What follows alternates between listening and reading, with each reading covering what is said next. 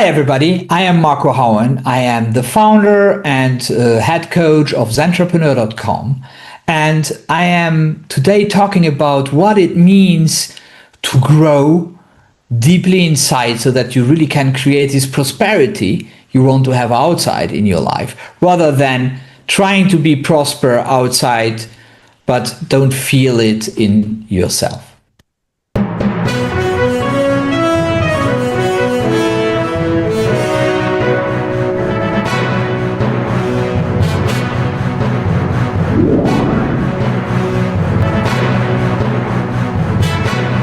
Ladies and gentlemen, welcome to yet another exciting episode of the Online Prosperity Show, the number one place where we uncover real stories behind people creating meaningful impact in business and in life. I'm your host, Prosper Taruvinga. And if you've ever felt like maybe success on the outside doesn't always match the peace on the inside, I think this episode is for you, because today we're going to be diving into how you can build a business that's both profitable and peaceful, and the kind that actually grows because you have personally grown. And who better to guide us through this other than somebody who literally knows growth from the ground up, and quite literally. Our guest today, Marco Houwen, started off as a farmer and then became a tech entrepreneur who now helps leaders cultivate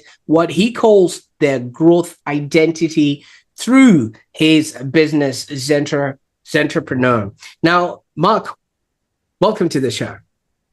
Hi, Prosper. Thank you so much for having me. Absolutely. I'm really excited about this, and I can't wait to jump into your journey from farmer to tech entrepreneur and how you're helping people, figure out their inner wisdom and collaborate that with the impact that they wish to make in the world. So obviously you've gone from farming to now dealing with consciousness. And I think you've actually really mastered the art of growth. But I've got to ask you, now that you've moved into the technology side of things, do you ever wake up early in the morning like the farmers do, to either water their crops or to feed their animals?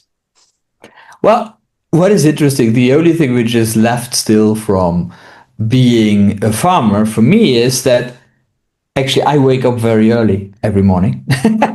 And that never left me. And honestly, one of the most beautiful things my father gave me is like 5:15 in the morning, I'm up and start my daily rituals, which is a very powerful thing for me. But yes, on more serious note, yes, there is a longing sometimes for not only psychological, mental, or spiritual growth, but also just making your hands dirty, like the real way. So that's for sure. But there are reasons why that's not the case and why that's not my focus anymore. Absolutely. But if we can maybe go back to that particular time of your life, you did mention your father, being a part of what you've been doing. Just tell us a little bit about your come up. What was so I am literally so I literally say always I was conceived to take over the family farm. So I have a sister which is older than me, so which my father loves dearly, but in a patriarchal way of thinking, that's not the one who takes over the business. And so he was very happy to have a son. Now, that in a sense is that pressure I felt. Now, if it was real or not, actually, it's not so much the question anymore. It was real for me, and as such, it became real. But there was this pressure of having to fulfill my father's wish of taking over the farm. So I was struggling with that most of my life, my young life, for various reasons. Which we can go into. It'll take a lot of time. There was a lot of a lot of negative energy, a lot of negative input on the farm, because it wasn't only my father but his brother and so on. There was a lot of things which were actually already telling me at a very young age that I should go another way, but my personal, my ambition to please my father was stronger. So that's what I did. So I started. I went to agriculture school and graduated there, and then I went for a year on another farm, a competitor. But actually, more for me to try to prove myself that I can do it. And when I came back, it took me literally 2 months to say no. Now I'm gone. I will never come back. It was a very, very tough time, but in a sense, and it might become more clear over the turn of this interview, but it was my first liberation. I liberated myself from that self-imposed pressure to have to take over and to walk away somebody else imposes. And yeah, that's where that's this phase of my life. It was very intense, as you may imagine. We got up early, we worked late. It was psychologically intense because of the situations I talked a little bit about. And in a sense, when that was over, I released. Now this is, you talked about haunting me on TikTok, so this might haunt me on TikTok. When I stopped working at the farm, I literally went for a few months to run well, unofficially run a pub. So, but I was probably the best customer during that time, and one time, and it was not Fanta or Coke. Coca-Cola I was drinking, and at one moment in time, we will never forget. It was the 31st of December, and I was looking myself early morning. Haha! At that time, no early getting up. So at 2 o'clock in the afternoon, I looked myself in the mirror and I said, "If you go on like that, that's exactly where you will stay, and you are doomed." And so I said, "Okay, tonight will be the last night, and then I will stop." And I always say that there are books to be written about that night. And then I stopped. So it was the first time then I really took into my own hands my willpower and said that that's not the way I want to live. And I decided, I looked for a job, got a job, and so on. Yeah, you have to interrupt me, because if I get on the roll, I will speak for an hour just like that. Absolutely. Now, Marco, thank you so much for taking us through that. Now, just to sort of have an idea, was this a farm,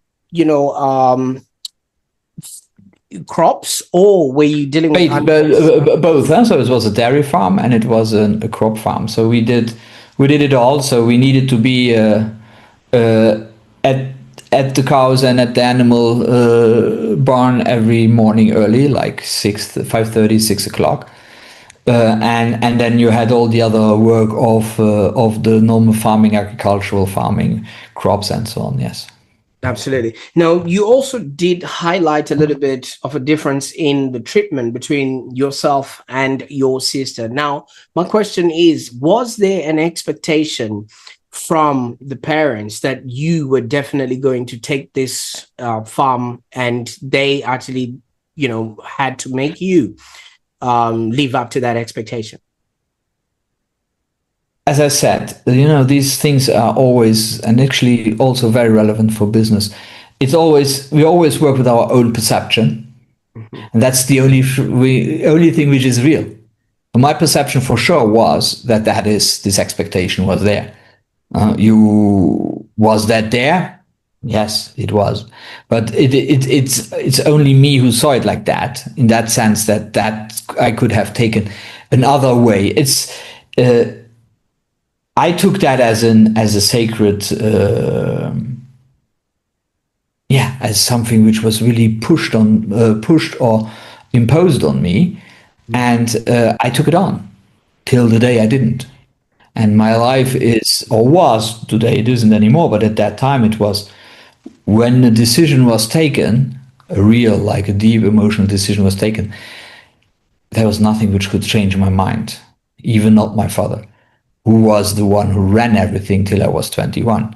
So there was this decision taken at one moment in time to not take it over, and then it was like that, and it put me into huge amount of challenges personally, money wise, obviously, everything, because I was the pariah out of the family for a lot of years. So I needed to somehow from scratch created something. And yeah, I needed to reconstruct myself. Now, that's the one side of my story. The other side I didn't talk in our prep is, or maybe I did, which is that my mother was a school teacher.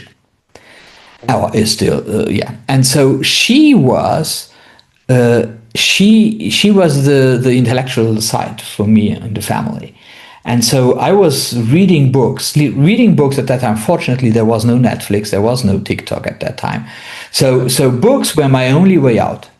So I read books like crazy. I had read the Bible when I was 12 years old. I had read Mein Kampf, the Odyssey of Homer. I had read when I was 16. I had read the biography of Lenin.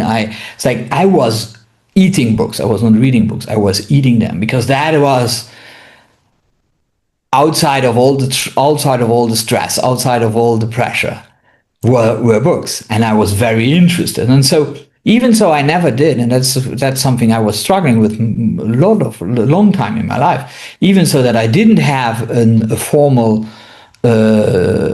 academic academic courses, and I didn't go to university.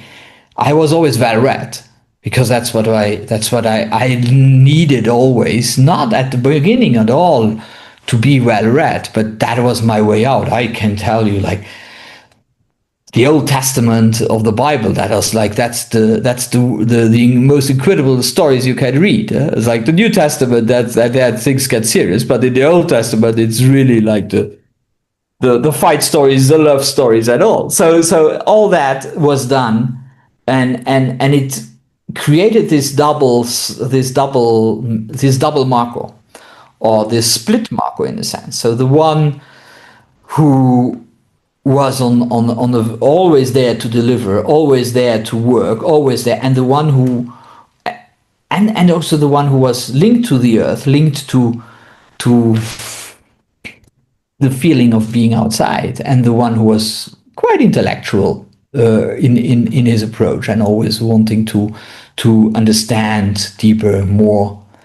And so yeah, that's me in my young age, without having the possibility to reconcile at all both. Absolutely. I like that you've got these different markers, as you eloquently pointed out. Would the reading Marco have been just an element of escape, wanting to escape what was happening in the other life, where something inside of you found solace in the stories and in the tales that you were reading of how other people were living their life? Absolutely. So with hindsight, obviously, you don't see that when at that age when you are in it, because you don't have the maturity. But when I look at it today, it was absolutely a way of getting out of that reality created by my father, by the farm, by the pressure I put on myself, and I was put on, and yeah, so I loved it. I love books. You finally managed to escape, but you also landed yourself in yet another form of escape, which, as you have mentioned, was you took to the bottle. Yes. Yes. I am so blessed. I was never, even in these times where I didn't have any connection to my faith. I was always blessed. It never went so far that I got a real problem with this kind of stuff. Right. But I was always I was always keen enough to walk out of it when it would have become. And there were a few of these moments in my life. And but they never like I was never an alcoholic, for example. Even so, today I don't drink alcohol anymore out of spiritual reasons. But I never was, and I don't have a problem with it. But at that moment, I saw if I go on, it's like these pivotal moments we have in our lives, and so many of us have them, and don't think about them, and don't give them enough praise for them. Actually, themselves, these praise is so important. The fact that I could walk out of it, even with all the fog and craziness and turmoil in my head, is. So I don't want to turn this into an podcast where I talk about God too much, but it is something which I feel now. I see how I was protected, because I don't know where I could take that power at that moment. Where could I get up at that day? And I remember like it was yesterday. I got up, I looked myself into the mirror, and I said, "Shit, you go on like that, Marco, you will never stop." And I stopped. And that these moments, I think everybody needs to get on these moments. And I quite like that pivotal moment in and of itself, because it takes a redemptive ear to be able to hear those voices, and they are usually in and around us all the time. Was there something that you were already doing at that particular time that made you realize this voice? Because so many people hear it and then they ignore it. Nothing. I literally, when I was a younger kid, I said I read the Bible, so I was very spiritually inclined. I grew up as a Catholic child. My mother has a very beautiful faith since always, but I let go of that during my teenage years, because this was not cool. That was not a way to get girls. So for me, that was not something which was on top of my mind at that moment. Now, it's really interesting that it goes that way. But now what is really interesting is that over the years, in very tough times, even so I was not calling myself neither spiritual nor religious nor nothing. Actually, I prayed over time, because sometimes I couldn't bear everything on my shoulders, and I asked for help. So it's interesting that still that was always there, but at these moments it was absolutely not. How can I say that? It was not present. It was not perceived to myself. I couldn't absorb my own words. So you've mentioned a couple of words: liberation, released, and willpower, and these are very strong words, especially when it comes to personal growth in one's life. So the first bit, which is liberation, is when you liberated yourself from the entrapment of maybe being the heir to the farm and everything else that sort of came along with that. Why did you choose that word, liberated? Because already then, even so I see that again with hindsight more clearly, because already then it felt for me like a prison. It felt not for me like me. And I couldn't put the hand on it, and I had no clue what I will do with my life. Literally no clue, because everything was turned and pushed to that direction. But it was a liberation, because I liberated myself from that perceived imposition I had. Because I like to talk about perceived, because it is, we decide what happens. We decide how we interpret, what is our interpretation of what happens to us. At that time, obviously, I didn't know that, and I had a deep-rooted hate for my father for a long time, and at that moment. But today, I really can say, and it's very important for me to use the word perception I had, because it is mine. No more, nor less.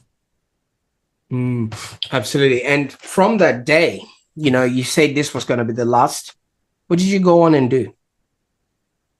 I said I helped a friend running his bar for a few months, and then beginning of that was end of the year. So beginning of that year, of the next year, I said, okay, I need a job. So I went out and I looked for a job. And I had no clue what job I want, and I didn't know. Then through some connections, I got a job in an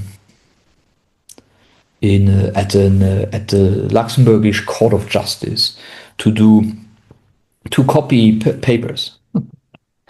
Well, now me being me and being interested in reading, I always say I was probably the best informed man on crime in the country because I got all the dossiers in my office and it was not so much work. So I worked for 2 or 3 hours. The rest of the time I took the ones which were really interesting, the dossiers, the files, and I read them. So it was an interesting time. But it was an important time because after all that upheaval, all that stress, all that, like, well, talking about I was 21, 22, after all these years of having to pretend or pretending and so on, for me, it was a time of calm, which gave me the possibility to recreate myself over time. Absolutely. But, all you were seeing was maybe criminal precedents or work of people that are doing the wrong thing in life. How would have that helped you recreate yourself? Or were you just afraid? Not at all. Not at all. To be honest, these were stories. I liked them. I read them. But what was the calm, the fact there was no pressure, the fact that I could deliver an incredible good job to people who were grateful for that job without feeling a pressure, because the level of my commitment to my job was so big that they were happy, like they never had somebody delivering things to them like that, and so on. So that was, for me, it was liberating. Using that word again. That's still, what is that? Today's Liberation Day. No, I'm kidding. It was liberating in that sense that I didn't have to work and deliver under pressure or under threat anymore. I just did it because I wanted, because I was happy to see them happy that they could do a job, and so it's all good. So that was an important thing, an important aspect of it. So now the whole thing with what happened there was not some were interesting, some not. And maybe the work ethic came about obviously because you've already been used to doing hard work and all you were doing was making copies. So it's interesting, and I might do a 20 years leap in ahead now. Yes. When I was doing my coaching, just for a minute, but when I was doing my coaching certification 8-9 years back, I had peer coaching with people who did the same certification and so on. And then during one of these sessions, it really hit me.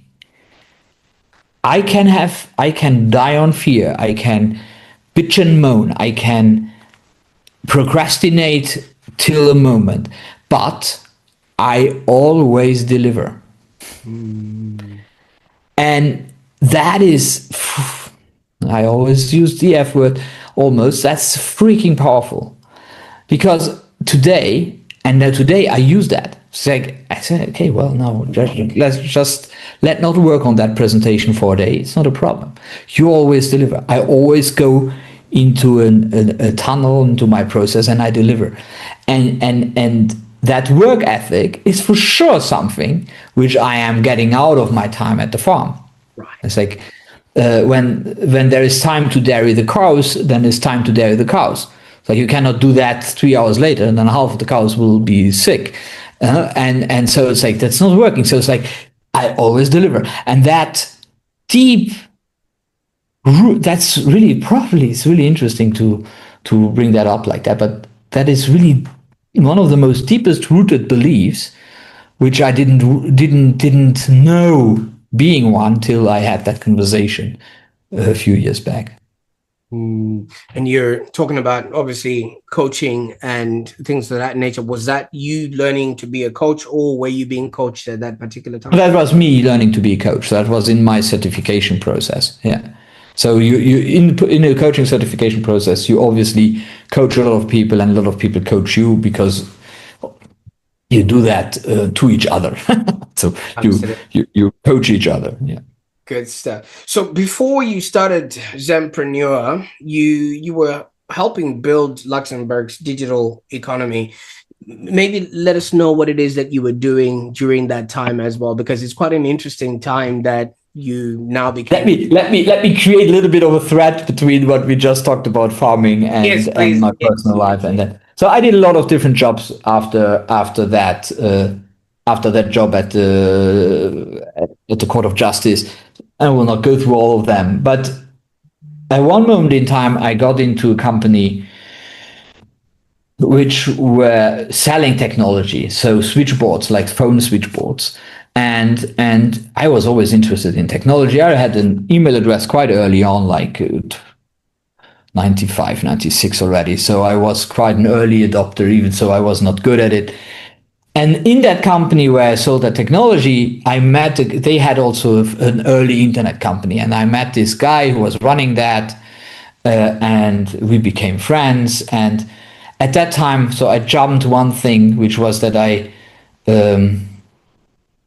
which another pivotal moment in my evolution was when I started to read a lot of personal development books after leaving the farm. And at one moment in time, in '97, I went to see Tony Robbins.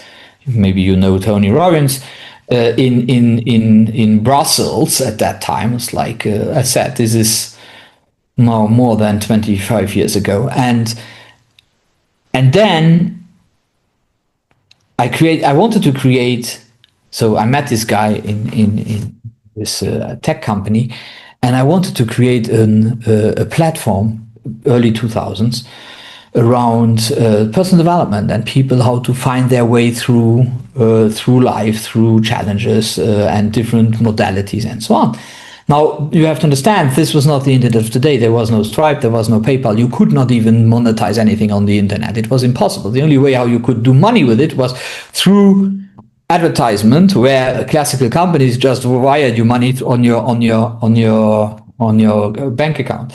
So, but as the dot-com bubble was about to burst, and it was obvious for everybody, not for the ones who had invested billions into it. And we were young, we had no billions, so we saw what was coming. We said, now we have a great team, because we set up a team. Now we have a great team. We have a great idea, but the idea is not working because we cannot monetize, not getting money for it. Because the idea was not to just do something, but it was to create something to earn. And then my friend from the tech company said, on the other internet company, I have an idea, and that's where we created the first company called Data Center Luxembourg. And I told him, I give you 5 years of my life, and then I will do what I have to do. Literally, that's what I told him in 2001. And it took me 17 years to do what I needed to do. But during these 17 years, I created internets, like an internet hosting provider, the leading internet hosting provider in Luxembourg. We created a European leader in domain name registration. We created a voice of IP company. We created a lot of stuff. And why did I become so influential in the Luxembourgish, because of a small country, Luxembourgish internet environment, is because when we created Data Center Luxembourg, my thesis was, or what I told everybody, I bring e-commerce and e-business to Luxembourg because out of Luxembourg you have less taxes and blah, blah, blah. So all that logic. And one day I had, at that time, for those older ones here who listen to this, I had AOL sitting in my office, American Online, and they said, amazing, we really want to set up shop in Luxembourg, but we need as much internet bandwidth ourselves than your country has in total. And it is not redundant here. So it hit me like a hammer. I said, well, I have a business now, and in essence, we cannot grow. And so I started to maniacally visit everybody all over Europe to explain them that we are mid of Europe. We are between the closest path between London and Frankfurt and so on. And I became very vocal about that. I started to be in papers and so on. So people were listening to that. And we started to create that environment together with other people. So I'm absolutely not the only one. I was probably the one from the business side, one of the only ones. Most others were from the government and from larger companies. And so yes, so we created an association which still runs, which is the Luxembourgish Commercial Internet Exchange, which was a driver to open up the Luxembourgish internet connectivity, which today is extremely good. And so that's why that is I talked about that. Now, having done that and having, like, it took me to 2007, 8, maybe 9 to have that really up and running. And then I was bored. So I thought, what am I doing now? Like, selling my servers and my racks, that's cool, but yeah, that's not really fun. So I said, we need to revolutionize the way how cloud services are distributed. And I created a cloud services company. So that was Lux Cloud. And that was a global company. I had customers. I had customers in Australia. So it was a global company. I had offices in Singapore. I was flying for red-eye for meetings to Melbourne, just like, okay, let's go for 36 hours to Australia. Totally crazy time. And it was amazing. I was just 10 years too early. So the business model was, I raised a lot of money for it. I could bring it to a point, and I'm still pretty sure that I could have made it really the way we wanted it. But then I had a cash crunch, and so we repurposed the company into. So my investors told me they will not go further, and I didn't needed a lot in comparison of what I already had raised. But yeah, that's how it is. That's the cash is king. And so what the company did then, we repurposed it because we had developed a huge amount of IP, a huge amount of cutting edge technology, which we then could license and so on. So that became another company.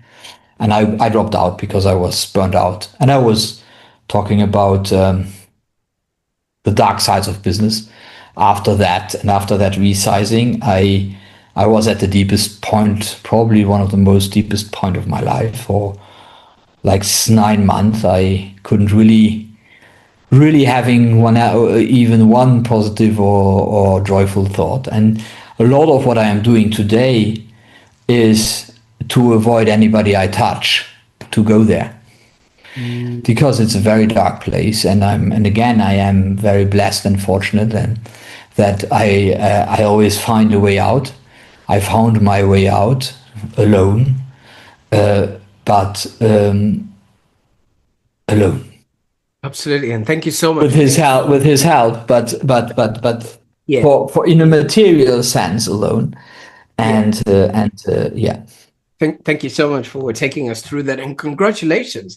I mean, I remember when, like you were talking about, the internet was coming in, a lot of people didn't quite understand what it was, and they didn't even understand the safety or the efficacy of it all. And I can only imagine when you're, like you say, in a small town where everybody knows each other, and they're like, how do you know how this technology is going to work? You maybe just came from the farm and things like that. So I can imagine you had to work twice as hard just to. But it's really interesting. But for me, it was liberating. Again, that work. Liberating. It's amazing. As I said, it's Liberation Day, and it was liberating in that sense because nobody could have studied internet at that moment. Everybody was a newcomer. There were people having studied marketing, and they had a huge challenge working in it because they were all doing the things as it was done before. And so we could create a whole new world. We can fill 2 hours of podcast just talking about the incredible adventures we had while creating that, because we were literally creating the internet and the laws and everything. We went deliberately outside of what was said because it was totally not making sense. We were persecuted by half of the large companies in Europe, and they wanted to kill us, and so it was like to bankrupt us and so on. So we had all these things, and it was very exciting. But you know what happened? Especially after everything, like people now, you have to see. So I started first company when I was 26. Now we're talking about 15 years in, a little bit more. So it's like I was 41, 42 years old, and people telling me, oh, amazing what you have done. Oh, you are such an amazing entrepreneur, and. And I was thinking, no, it's nothing. It had no meaning for me. I didn't feel the meaning. I Mm. didn't feel that I had created anything. What did I do? What did I? I did. I know that now. But that moment, it was all void. And that is one of the biggest challenges a huge amount of founders and C-levels are feeling at one moment in their life because they have all this done, but they've suffered so much through to get there that they have no joy. There is no joy anymore in anything what has been done. And so, and you asked the question, why are we? You asked the question at the beginning. I wanted to start with that, but my favorite question to any entrepreneur as a coach, and I think there's no one I worked with, I didn't ask the questions. Who the F are you doing this for? Mm. Huh? 'Cause- Even for a C-level, for somebody who is not the owner of the company, why are you going through? Why are you say you have to do it to be happy? Huh? It's not about success only, because success is, yeah, how do you define success? So if you define success as it is defined by most of the people on this planet, it is about amassing money and more money and more money. And how much is that? How happy are these people who do that? So some are very happy and they are really role models. Most are not. You Most see, are really, really, really. And so how can I find that joy? It's not only about peace. It's really about that joy. like that, because so many people, like you say, they don't quite know why they're doing this, and then that then creates burnout and emptiness, and then there's Absolutely. a big crash landing. Now, with what you were doing, were there any early signs, or did you just have that deeper calling that you normally have? Were there signs that I think I'm cruising for a bruising here?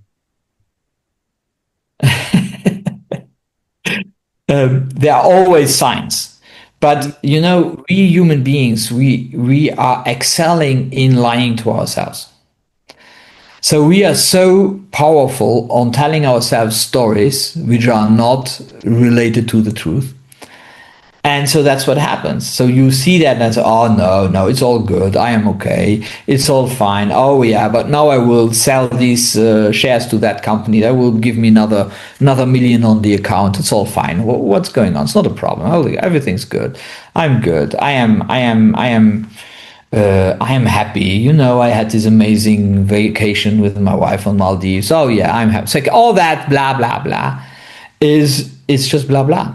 Because if you're very honest with yourself, and I said there are people who do that intuitively, but most are not. But if you're honest with yourself, that's these signs are always there. I call it in my system. I call it the crack, the moment where you see that you cannot go on like that. These are the beautiful moments in life. Even so, very often they're very tough. It's very often when somebody is leaving us, when we are just going through a divorce, or we have a big challenge or a big smackdown in business and so on, where these cracks come up. But these cracks are actually taking us for at least a moment out of the reaction cycle of doing, I do, into the first question. When you have the crack, you ask yourself is, who am I? Who am I here? That's what you ask yourself. And then you're getting into the I am phases. The challenge with the I am phases is that you need to go beyond acceptance of reality as it is. And we don't want to accept most of the times reality. We don't want to accept, I didn't want to accept the fact that I will lose all this status when I let go of, when I walk out of this, I will lose all my status. I was on national TV at least once a year. I let go of that. That was not conceivable at that moment. So yeah, so what happens? You go back to the reaction cycle. I do, till there's a next crack. And only if we overcome the acceptance phase, that's where freedom lies. That's where liberation lies. To use the term again. Yeah. I like that, because you literally can't climb the ladder of success with your hands full. So if your hands are filled up with all of these things that are weighing you down, it literally, that's why you got to let go and liberate yourself, But you're talking about something that is very difficult for a lot of people to grasp. And I know. it's like spiritual intelligence in a way that's why I keep asking the voice, the things, the messages that you're receiving. Is this something that is just a Marco thing, or is this available to everybody else? Because when you want to integrate that with how you run your It's business. an amazing question. Prosper, thank you so much. Let me be bluntly honest. He is available to all of us. Now, we all have to decide if we want to have faith or not. And that's what it is. That's actually what it is all about. You decide to have faith. I have in my model, I talk about faith, little f or big F. Little f is me and my friends or my people around me. Big F is me and something really bigger than myself. And the access to that, and as said, I was raised on that level, but I totally refused it for a long time. But I always had an access to that. And everybody has an access to that. I told you, I was praying. Even so, I was not thinking I believe at that time, and I thought that's all jumbo mumbo. I was praying. So it was there. So everybody has that. And what I can give to anybody who's listening to this, who is in a tough spot, just think about the bigger than yourself. Think about the universe, spirit, God. Doesn't matter how you call the bigger than yourself, but just connect to it. And it's easy to connect. So it's, oh yeah, let's go fast through little things. So it's like, I always say the most difficult journey of a man and a woman is the one from the 18 centimeters from your prefrontal lobe to your heart. That's the most difficult path you are taking, because this one really loves you to stay here. But if you find the access to your heart, and that's easy, put your right hand on your heart every morning and think something positive, think something grateful. Be grateful for the breath you took, for whatever is around you. Don't try to be grateful for the end of the wars. I don't know where, because it's a little bit difficult these days. Be grateful for, it's raining today. That's great. We are in a country where we have enough food because it's raining a lot. Like, be grateful whatever you be grateful, because that creates this biochemistry and this capacity to see beyond the material. And what is beyond material is the spiritual. But as long as you're only staying in your prefrontal lobe, this one was not created to make us happy. This was created to make us survive. Literally. That's why we are the dominating species, is because we had the prefrontal lobe and we could start to communicate and to really do stuff together. Well, they find out that some whales can do the same now, but just saying, that's what's made us who we are. This one is making us happy.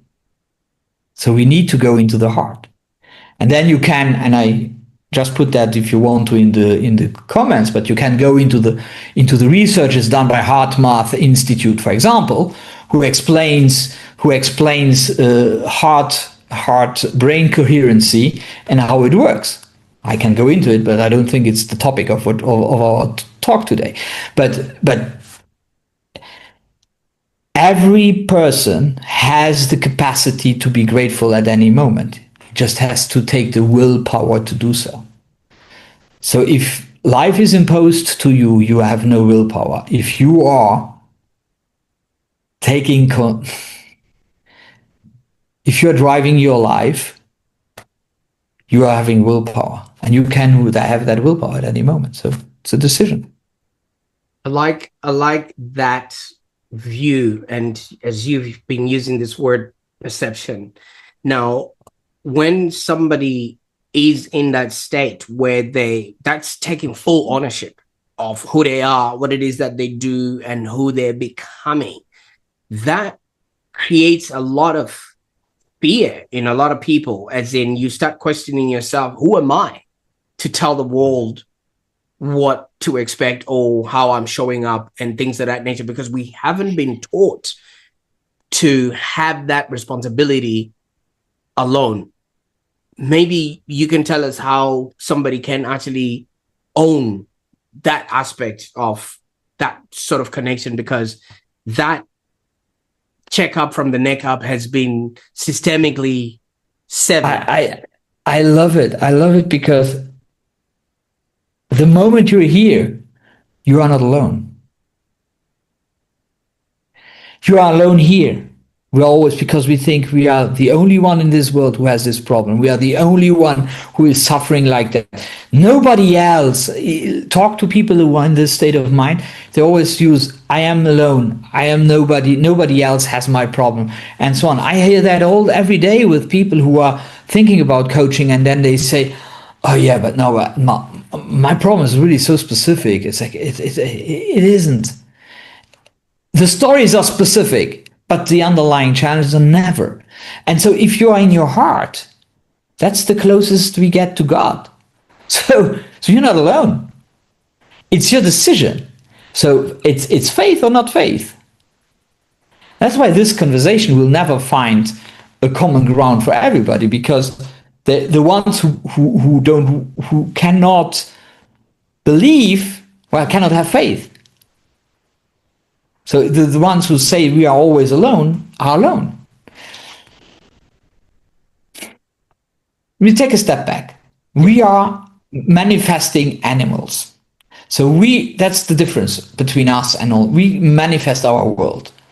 So through our decisions and the way we run our lives, we manifest what happens. I manifested a life full of struggle and challenges, which is great because now I can talk about it, and that's great. But now I decided to not manifest that anymore, and I manifest a life of joy and connection. That's my decision. So I manifest that world. And so if you're going through the world and manifest your whole life negative things, then you will have negative things. And that decision is a conscious decision which you need to bring into your heart, because it starts here. Because the brain, as said, is not there to make us happy, but when we really suffer, it will create solutions in our head which it will, like, oh yeah, well, I could see life differently. I give you an example. During that time when I had to repurpose this company I talked about before, was one of the darkest times in my life. And I literally got up most of every morning up and said, how the F will I survive today? That was my first thought. I trained myself, years it took. I trained myself to get up every day with one thought. Today is the best day of my life. Now, how do you think I feel today, and how did I feel then? And how were the outcomes of my day then, and how are my outcomes of my days today? Today I am creating. I am always creating new. I'm creating new opportunities. Everything flows. Now, the sneaky thing is when we are having the one and the other. So we have this positive side, and we also have the negative side, because then it's all messing up. So then it's a decision again, and that decision goes into to really follow up on that. And when you have bad times, is to connect to our faith. Right. And again, it doesn't matter. Is that the forest walk, or is that, call that spirit or the universe or God? I chose for myself to call it God. Is that real? It is real for me. And it is the only thing which matters, because it's real for me. Now, if somebody says, I don't believe in God, I said, that's real for him. So God is not existing for him. That's fine. It's his decision. I feel bad for him because he cannot access what I access, but he feels maybe bad for me because I cannot live the life he lives. Whatever. So we decide. We decide where we go, how we drive our life. And for years, I was one who was mostly always positive, but it was not grounded on faith. It was grounded on, let's change the world. Let's become the biggest entrepreneur, I don't know of what, and so on. But it was not grounded in something really deeper, bigger than myself. And you talked about spiritual intelligence. One of the 22 capacities of Yosi Amram's model of spiritual intelligence is purpose. Now, you know Simon Sinek, he talks about start with why, purpose, purpose, purpose. It's a spiritual capacity. Service is a spiritual capacity. If you are running a company and you are not able to serve, well, what are you doing? Somebody needs to buy, so you need to serve your customer. Huh? You know what I like about all of this, Marco? It is sort of describing a way of being, somewhat akin to an identity, because you have to become the person that connects, integrates, and can actually receive that particular message. As you have said, everybody else is just out there, but they're not receiving. I mean, Yes. you know, they're not maybe integrated or really, really connected. And I'm quite interested because you use the term growth identity. What does that mean?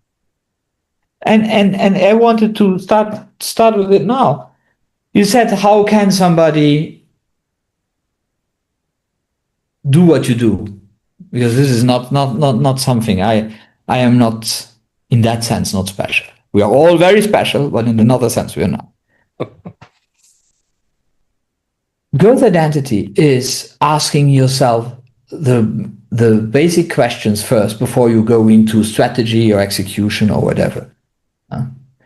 And it is the way of, it is the capacity to ask yourself the question, who am I?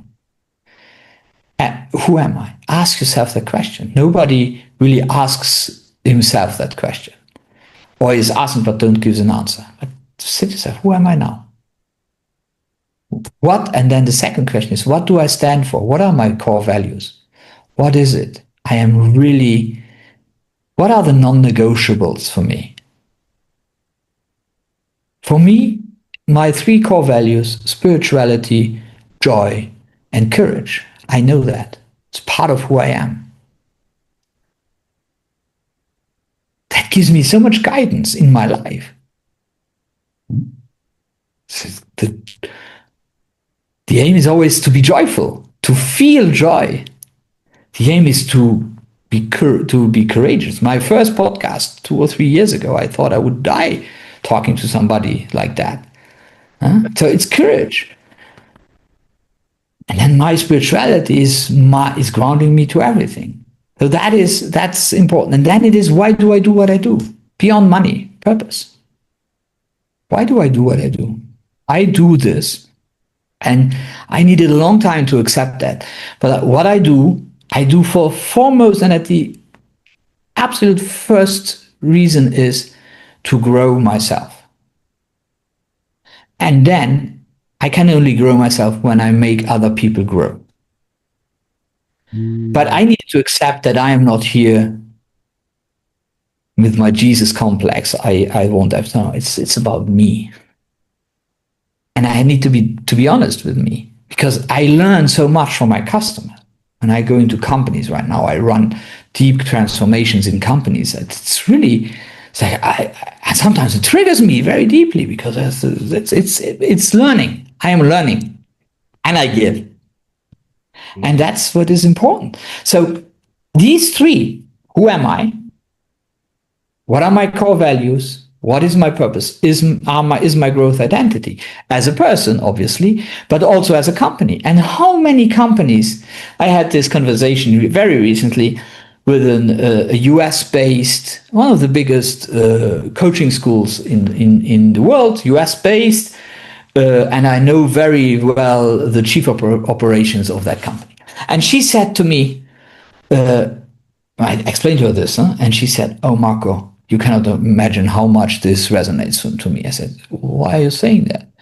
"Well, you know, my CEO, she's there since 3 years. So she said, I'm there since 3 years. My CEO rolled out 4 strategies the last 3 years. Obviously, we always rolled out new strategies because the old one didn't work. Why? Because they don't ask the basic questions. If you don't root the strategy into the growth identity, you might be right. You might just be the lucky bastard who had to win a lottery and strategy aligns. But that doesn't happen often. And now put that in the context of AI, where we need as a companies to decide what are we standing for? Ethically, what are we standing for? Where do we go? And we don't do that, and we just create strategy based on whatever whim is out there. I like that. So you need to go down and you need to introspect. I call it, we're all into extrospection. It's all about the external. We try to create tremendous impact to the world. That's even the good. I met really, really great CEOs. I talk to them about this and they say, shit, yeah, I forgot. You're right. I was so into my day-to-day, my reporting to my board and then and my numbers, that I forgot that actually that's the basis I need to tackle. Let's go there. And today, in times of AI, I think you are not doing that. You are really putting at risk your business for mid or long term. You see, every leader or every C-suite person, they would only care about the outside appearance because that's what's rewarded: the hustle, the output, the do and things of that nature. So as a coach and founder, what sort of leaders end up coming to you or sort of resonate with the work that you're doing, and what sort of transformations are they witnessing after they've worked with you? You said it before, so it's like not everybody is ready to listen to this. Not everybody is ready to go down that road, but there are people. So I do that in different ways. I have created the Conscious Business Foundation Luxembourg chapter.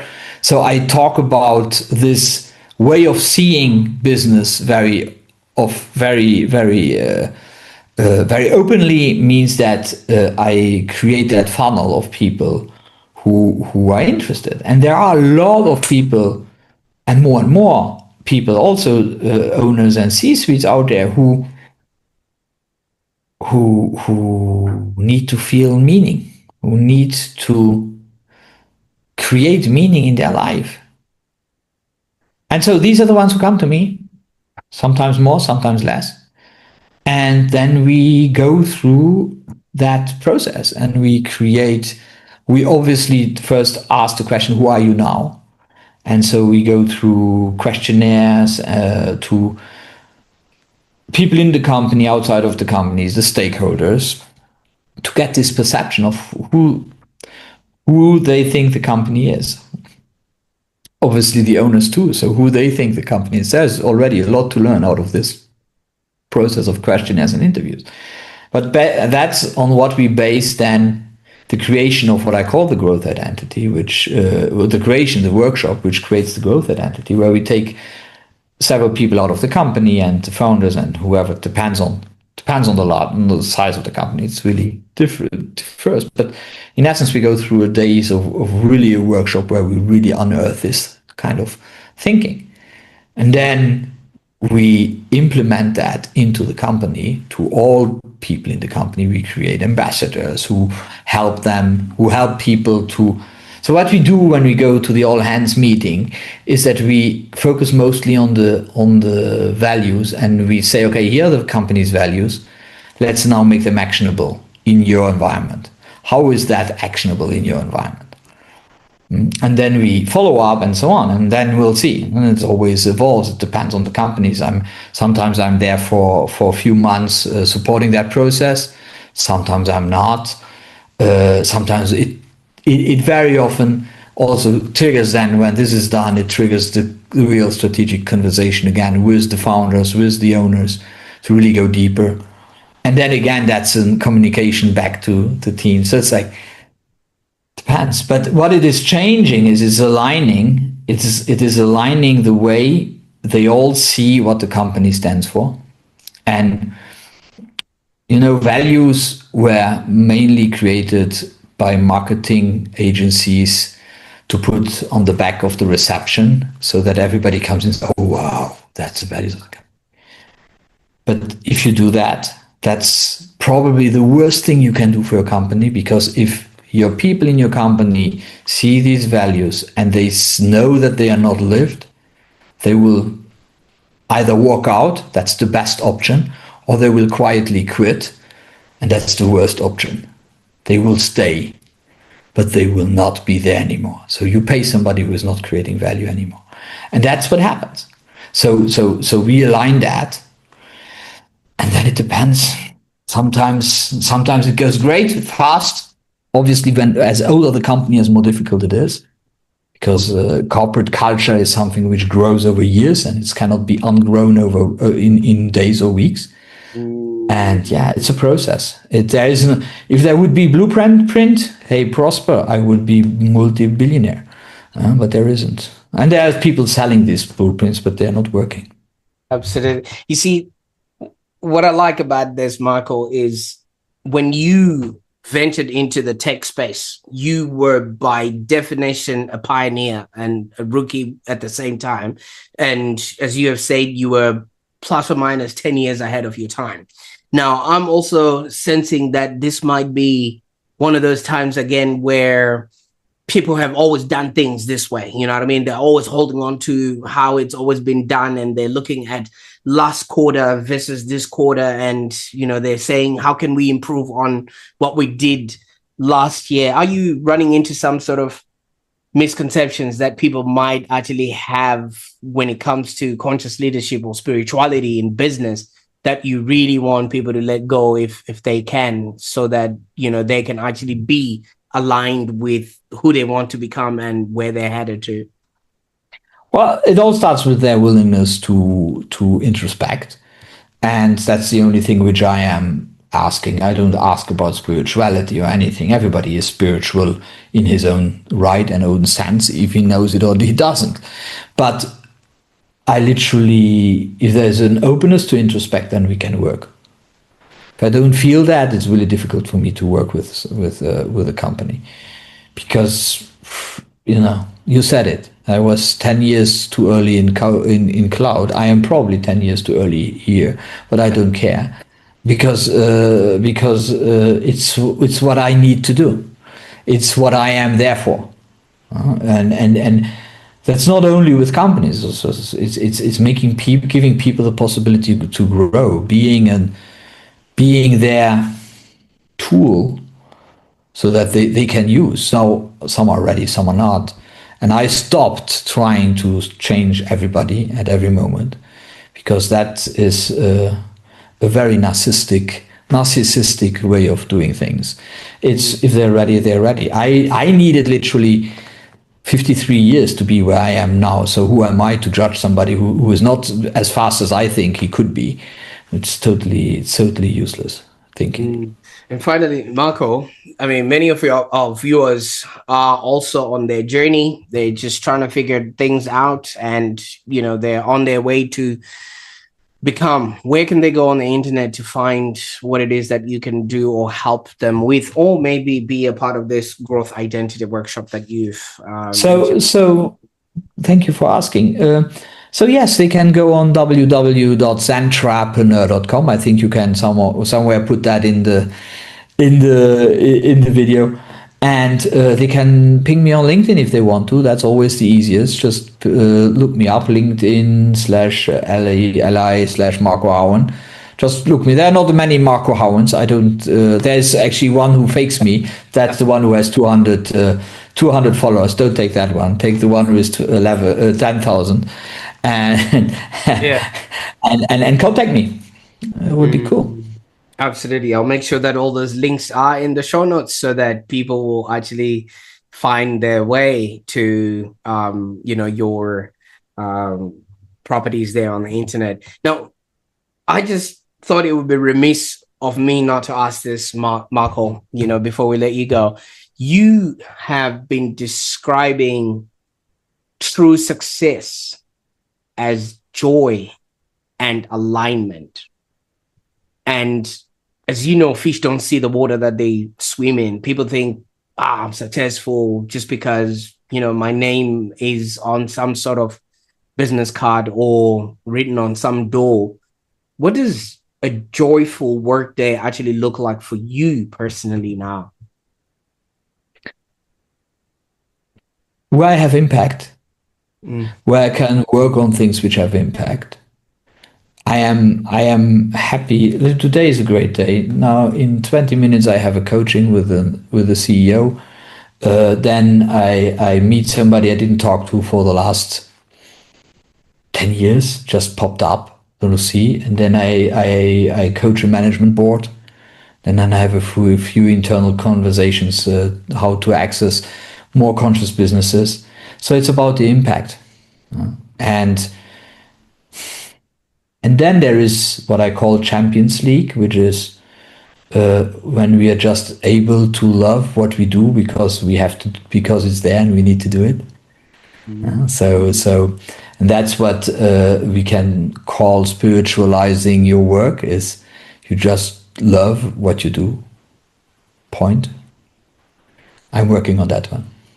Absolutely. Absolutely. Well, I can't thank you enough for the time that you spent with me today. I mean, your life story and your experience have got so much that people can actually learn from. I mean, you went from soil to software and now you're in the soul, and so many people get lost along the way, but you've always been able to be, like we have established, 10 years ahead of the pack. And I can't wait to see what people are going to do with this information today. So thank you so much for reminding us that growth isn't just about adding more. It's literally about aligning more deeply and finding joy. And I hope that you definitely will be embodying that for all the people that now are a part of your journey. Thank you very much, Prosper. It was a big pleasure talking to you today. Absolutely. And for those that are watching right now, if you actually felt the spark, that quiet yes inside, I encourage you to go check out Marco's Growth Identity Program. I'll put all those links in the show notes there so that you can actually get started on your own journey. And if this episode, helped you see success a little bit differently, I encourage you to maybe share this with somebody who's ready to just find peace in their performance, because so many of us are just working, and really have nothing to show for it. And as Marco has said, it is all about status. And it's the moment you let go of that, that is the end of it all. You literally have to start again from scratch. But if you've got that inner joy and inner peace, then you are not starting from zero. You are literally starting from your own platform. So while you're at it, make sure you subscribe wherever you're listening right now, either YouTube or Spotify, because in our next episode, from what I hear, we're going to be diving into ideas that help you create a happier and more prosperous existence. Until then, keep growing, keep glowing, and remember, prosperity starts from within. Bye for now.